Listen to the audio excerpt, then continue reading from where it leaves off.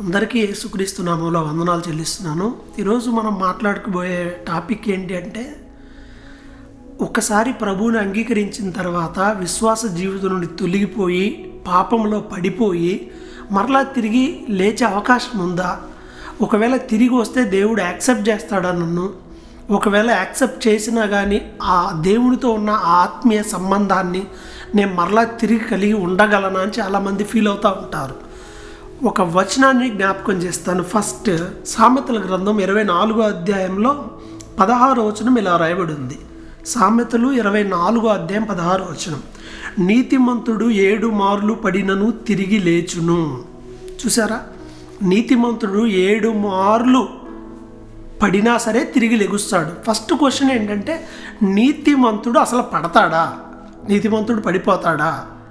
పడి లెగవటం దేవుడు ఎరుగు. అసలు నిజంగా నీతి అనేది మనలో ఉంటే, మనం ప్రభువులో ఉంటే పడిపోతామా అంటే there is a chance to fell down.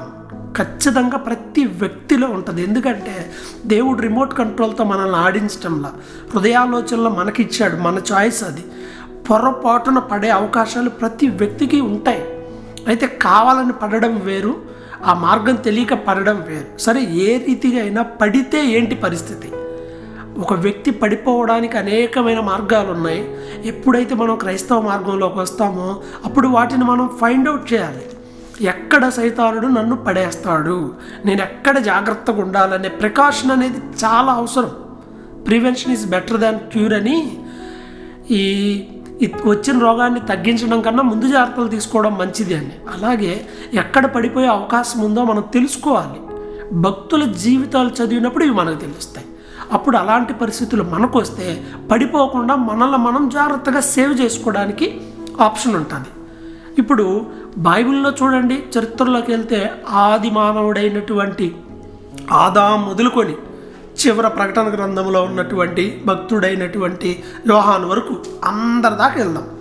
ఎవరి జీవితాల్లో అయినా చూడండి, చాలామంది గొప్ప గొప్ప భక్తులు వాళ్ళ యొక్క బలహీనతలో అందరు పడిన వాళ్ళే. అయితే వాళ్ళు తిరిగి లేవకుండా లేరు. ఒకవేళ నువ్వు అనుకోవచ్చు, నేను పడిపోయాను ఇంక లేదులే లైఫ్ అని. నో, దేవుని వాక్యం నీకు నాకు ఒక నిరీక్షణ ఇస్తుంది. అదేంటంటే లేచి నిలబడమని. పడిపోయావేమో, రీజన్ ఏదైనా కానీ లేవాలి. మనకి బాగా ఎగ్జాంపుల్కి అర్థం కావాలంటే మనందరికీ విశ్వాసులకు తండ్రి అబ్రహాము విశ్వాసులకు తండ్రిగా ఉన్నప్పుడు, ఆయన అబ్రాహాముగా ఉన్నప్పుడు ఎన్నిసార్లు పడ్డాడు చెప్పండి? దేవుడు నడిపిస్తూ ఉన్నాడు. దేవుడు చెప్పాడు, నేను నీకు కేడముగా ఉంటాను, నువ్వు భయపడొద్దు అనని, నేను నీకు పిల్లల్ని ఇస్తానని చెప్పాడు, వాగ్దానం చేశాడు. కానీ దేవుడు వాగ్దానం చేసినా కానీ ఆయన వాగ్దానాన్ని బట్టి కాక తన భార్యన మాటను బట్టి దేవుని వాగ్దానానికి ఎగనెస్ట్గా వెళ్ళిపోయాడు. పడిపోలేదా?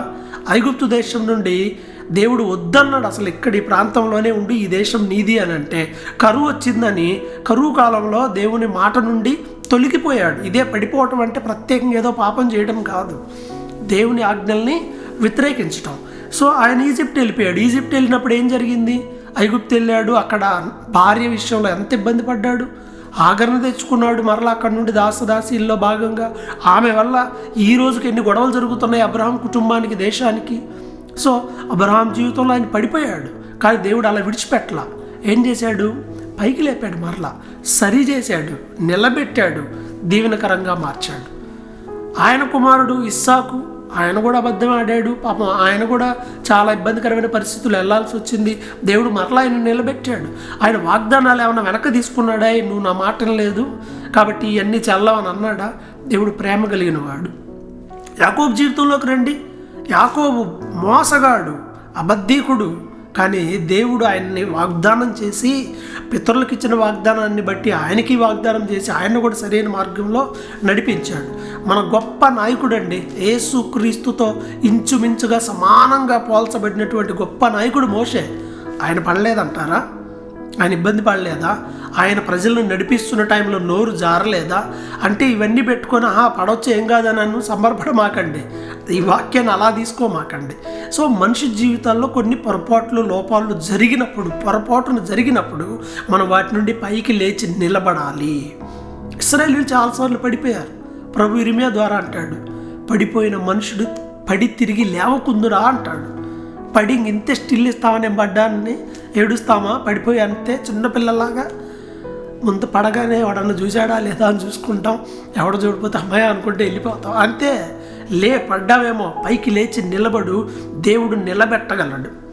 శిష్యులు చూడండి, శిష్యులు అందరూ పడిపోయిన వాళ్ళేగా, సిలువ టైంలో ఒక్కళ్ళని ఉన్నారా? మొదటిగా సువార్త రాసిన మార్కు అంగీని చించుకొని వదిలేసుకొని మరీ వెళ్ళిపోయాడు. పేతురు నాకు అసలు అమ్మతోడు నాన్నతోడు అన్నట్టు అన్ని ఓట్లు వేసేసాడు, నాకెవరో వేసి ఎవరో తెలియదని చెప్పాడు, పడిపోయాడు, సంతాపపడి ఏడ్చాడు. దేవుడు మరలా వాళ్ళని తీసుకున్నాడు, భక్తులందరినీ మరలా తిరిగి తీసుకున్నాడు. పశ్చాత్తాపడితే ప్రియమైన దేవుని బిడ్డ, పడిపోయినప్పుడు పశ్చాత్తాపడితే దేవుడు మరలా తిరిగి తీసుకుంటాడు. ఎందుకంటే మనం ఆయన పిల్లలం కాబట్టి. నేను ఎన్నిసార్లు పడి ఉంటానో, కానీ నా పరలోకపు తండ్రి నన్ను ప్రేమతో తీసుకున్నాడు, అందరిని తీసుకున్న తర్వాత మరలా తిరిగి ఆ స్థాయిలో ఉంటామా అని మీకు డౌట్ రావచ్చు. ఉంటుంది, మనుషులైతే ఇవన్నీ లెక్కేస్తారు, కానీ పరలోకపు తండ్రి లెక్కేయడు. ప్రేమ ఏం చేస్తుందంటే వీటన్నిటిని కప్పుతుంది, ఈ దోషాలని క్షమిస్తుంది. ప్రేమలో ఇంకన్నీ ఏముండవు. తప్పిపోయిన కుమారుడు తిరిగి వచ్చినప్పుడు తండ్రి అన్నాడా, నువ్వు నా ఆస్తి అంతా పాడు చేసావు, నీకేం లేదు, ఏం ముఖం పెట్టుకొని వచ్చావు అన్నాడా? లేదు. ప్రేమించాడు యథావిధిగా, తన కుమారుడిగా అతనికి ఏ పోర్షన్ లేదు, కానీ మరలా అన్నీ తిరిగి ఇచ్చి కౌగలించుకున్నాడు, ముద్దు పెట్టాడు, తన కుమారునిగా చేసుకున్నాడు. ఇది దేవుని ప్రేమ. మనుషులు ఒకవేళ రీకనెక్ట్ అవ్వరేమో, కానీ దేవుడు ఖచ్చితంగా రీకనెక్ట్ అవుతాడు, మనల్ని ప్రేమిస్తాడు. మనం ఎంతో ఆశీర్వాదకరమైన స్థితిలోకి మనం ఖచ్చితంగా వెళ్తాం. ఎందుకంటే ఆయన మన కోసం ప్రాణం పెట్టాడు కాబట్టి ఆయన ప్రేమించగలడు. కాబట్టి ఒకవేళ నీ విశ్వాస జీవితంలో ఏ కారణాన్ని బట్టి నువ్వు పడిపోయావో నాకైతే తెలియదు. నీ ఆలోచనలో పడిపోవచ్చు, అన్యాచారంలో పడిపోయి ఉండవచ్చు, లేదా దేవుణ్ణి నమ్మిన తర్వాత నీ విశ్వాసం నుంచి ధనాపేక్ష నిన్ను డైవర్ట్ చేసి ఎటెటో తీసుకొని పోయి ఉండొచ్చు. కారణాలు ఏవైనా సరే నువ్వు పడిపోయి ఉంటే ఇప్పటికైనా రియలైజ్ అయ్యి, ప్రభువా నేను నీ దగ్గరకు వస్తున్నాను, నేను ఈ కారణాన్ని బట్టి పడిపోయాను, నన్ను క్షమించు ప్రభు అని ప్రభు యొద్ద హృదయపూర్వకముగా పశ్చాత్తాపడి ఆ ప్రాచీన పాప స్థితిని విడిచిపెడితే, ప్రభు దగ్గరకు వస్తే, ఆ కుమారుణ్ణి తండ్రి ఎలా తీసుకున్నాడో నిన్ను అలా తీసుకోవడానికి దేవుడు సిద్ధంగా ఉన్నాడు. ఖచ్చితంగా ప్రేమిస్తాడు. ఆ కుమారుణ్ణి స్వీకరించినట్లుగా. వీడెవడో సర్లే, అతను ఏమడిగాడు? ఆ తప్పిపోయిన కుమారుడు తిరిగి వచ్చి, నేను మా తండ్రి ఇంట్లో పనివాళ్లలో నేను కూడా ఒకడుగా ఉంటే చాలు అనుకున్నాడు. కానీ పనివాడిగా ఉంచాడా? నువ్వు ఆస్తి అంతా పోగొట్టుకున్నావు కాబట్టి ఇలానే ఉండాలన్నాడా? లేదు. అతనికి మరలా తిరిగి కుమారుని హోదానే ఇచ్చాడు. ఇది దేవుని ప్రేమ. అవును, పాత నిబంధనలో ఇంకో ఎగ్జాంపుల్గా ఇంకో వ్యక్తిని చూపిస్తాను, దావీదు. మనం చూస్తే సమూయేలు గ్రంథం 2 సమూయేలు 12వ అధ్యాయంలో దావీదు పాపం చేయడం, పడిపోవడం మనం చూస్తాం. కానీ మరలా అతను ప్రార్థన చేశాడు. కీర్తనల గ్రంథం 51వ అధ్యాయంలో, ప్రభువా నా అంతరంగంలో శుద్ధమైన మనసు నాకు కలిగించు, స్థిరమైన మనసు నూతనంగా పుట్టించు అన్నాడు. దేవుడు అతన్ని క్షమించాడు. దేవునికి అతనికి మధ్య మరలా గ్యాప్ వచ్చిందంటే లేదు, అది అయిపోయింది. క్షమించాడు దేవుడు. సరే, కొన్ని శిక్షలు కూడా వచ్చినాయి, అది వేరే విషయం. అయితే దేవునికి అతనికి ఉన్నటువంటి సాన్నిహిత్యం చెడలేదు. తర్వాత దేవుడు దావీదుకి శాశ్వతమైనటువంటి ప్రేమ చూపిస్తానని వాళ్ళ పిల్లలకు తరతరాలకి ఒక వాగ్దానం ఇచ్చాడు. అదేమన్నా వెనక్కి లాక్కున్నాడా? లేదు, ఇంకైపోయింది నీకు నాకు ఇంతటితో అని అన్నాడా? ఆ ఒక్క విషయంలో తప్ప దావీదు అన్ని విషయంలో నా హృదయానుసారుడని సాక్ష్యం ఇచ్చాడు. అది ఒక మచ్చ. ఆ మచ్చ యేసు రక్తం కడిగేస్తుందండి. భయపడొద్దు. మార్టిన్ లూథర్, ఆ రోజు ఉన్నటువంటి రోమన్ క్యాథలిక్, దేవుని వాక్యానికి విరోధమైన వాటికి విరోధంగా పోరాడుతున్నప్పుడు సాతానుడు అతని పాపాలన్నీ ఒక వైట్ బోర్డు మీద, అతని పాపాలన్నీ బ్లాక్గా అన్నీ రాసి పెట్టేసి చూపిస్తుంది. ఇది నీ హృదయం, నీ పాపం, నీ పడిపోయిన స్థితి అని అన్నీ ఆ తెల్లని గోడ మీద ఆ నల్లని అక్షరాలు అలా చూపిస్తుంటే కూర్చొని బాధపడతా ఉన్నాడు. అప్పుడు సడన్గా ఒక రెడ్ బ్లడ్ అనమాట మొత్తం వచ్చి ఆ గోడ మీద అన్నగానే ఈ బ్లాక్ అంతా మాయమైపోయింది. ఆ ఎర్రని రక్తము వాటన్నిటినీ క్లీన్ చేసేసింది. అప్పుడు ఆయన గ్రహించాడు, అవును కదా, యేసు రక్తం నన్ను క్షమించినప్పుడు నేను ఎందుకు నా పాపముల గురించి నేను వర్రీ అవుతా కూర్చోవాలని. కాబట్టి ప్రియమైన దేవుని బిడ్డ, పడిపోయావా? ప్రభు అయిన యేసుక్రీస్తు శిలువ, ఆయన రక్తము మనం నిలబెడుతుంది. నీకు ఒక ధైర్యం ఉంది, నీకు ఒక నిరీక్షణ ఉంది. అదేంటంటే యేసుక్రీస్తు యొక్క ప్రేమ. ఆయన 2 చేతులు చాచి లోబడిన వారి వైపు చూపిస్తున్నాను, బాగున్న వాళ్ళ వైపు అనలేదు. యెషయా అంటాడు, లోబడని వారి వైపు నా 2 చేతులు దినమెల్లా చాచి ఉన్నానని.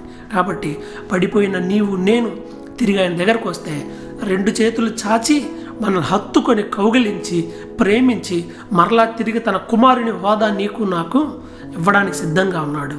ఆలోచన చేయొద్దు, ప్రార్థించు. ప్రభువా పడిపోయానను. పడిపోయిన పేతురుని చెయ్యిచ్చి పైకి లేపాడు మునిగిపోతుంటే, విడిచిపెట్టాడు. ఎందుకంటే ఆయన మనిషి లాంటి వాడు కాదు, ఆయన దేవుడు. పడిపోయావా? పడిపోవడానికి సిద్ధంగా ఉన్నావా? ప్రార్థించు, దేవుని సహాయం కోరుకో. ఖచ్చితంగా ప్రభువు నీకు సహాయం చేస్తాడు. దేవుడు మిమ్మల్ని ఆశీర్వదించునుగాక. ఆమెన్.